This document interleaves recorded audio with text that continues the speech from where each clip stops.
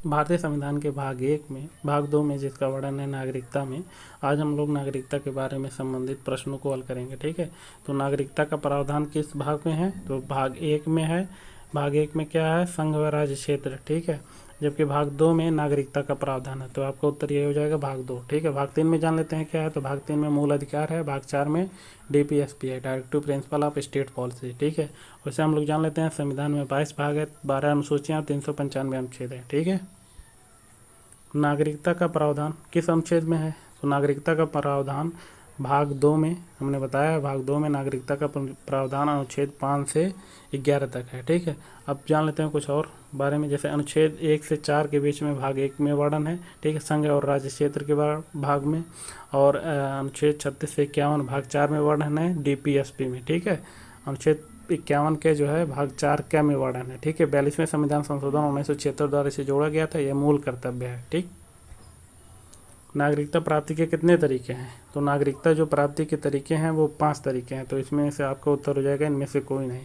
अब जान लेते हैं नागरिकता अनुच्छेद 11 के तहत संसद को नागरिकता जो है प्राप्ति करने के 5 तरीके, मतलब संसद से भारत में आप नागरिकता 5 तरीके से प्राप्त कर सकते हैं। ठीक है, जन्म से, वंश से, पंजीकरण से, देशीयकरण से, अर्जित भूभाग से, आप 5 तरीके से नागरिकता प्राप्त कर सकते हैं।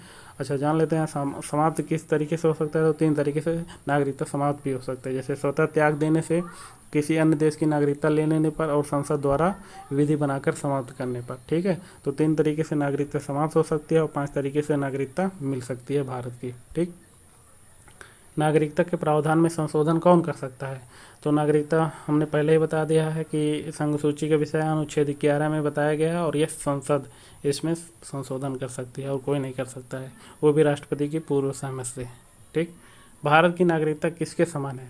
तो भारत की नागरिकता जो है वो एकल नागरिकता है, और एकल नागरिकता ब्रिटेन में है। ठीक है, अमेरिका की जो नागरिकता है वो दोहरी नागरिकता है। ठीक, तो भारत की जो नागरिकता है वह ब्रिटेन यानी अंग्रेजों से लिया गया है एकल नागरिकता।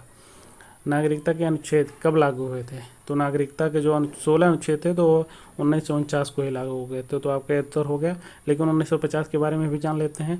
26 जनवरी 1950 को संपूर्ण संविधान लागू हुआ था, जबकि 26 नवंबर 1949 को 16 अनुच्छेद लागू किए गए थे जो नागरिकता से संबंधित भी थे।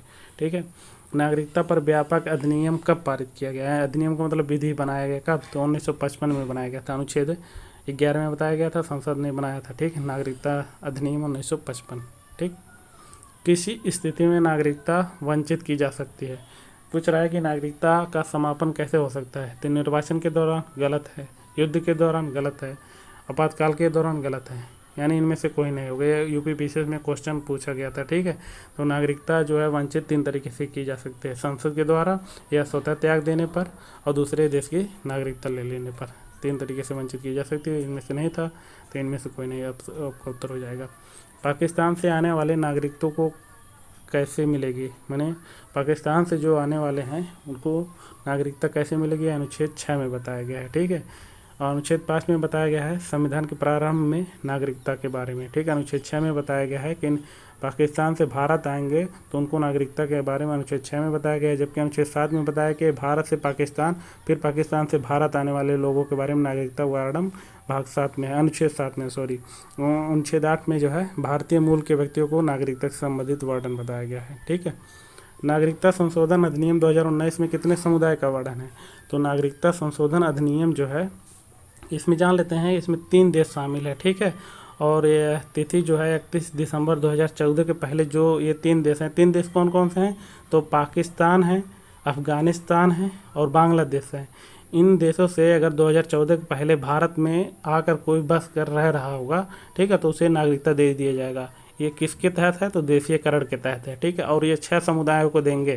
ठीक है, यानी 6 समुदाय जो है इन देशों में अल्पसंख्यक के रूप में रह रहे होंगे, जैसे हिंदू, बौद्ध, जैन, सिख, पारसी और क्रिश्चियन मतलब ईसाई। इन 6 लोगों को 2019 में यह नियम पारित किया गया जिसे CAA कहा जाता है, नागरिकता संशोधन अधिनियम। इन लोगों को नागरिकता देने का प्रावधान किया गया। लेकिन वो ये लोग हैं जो 2014 से पहले भारत में रह रहे हैं। ठीक है, तो 6 लोगों को आपका उत्तर हो जाएगा।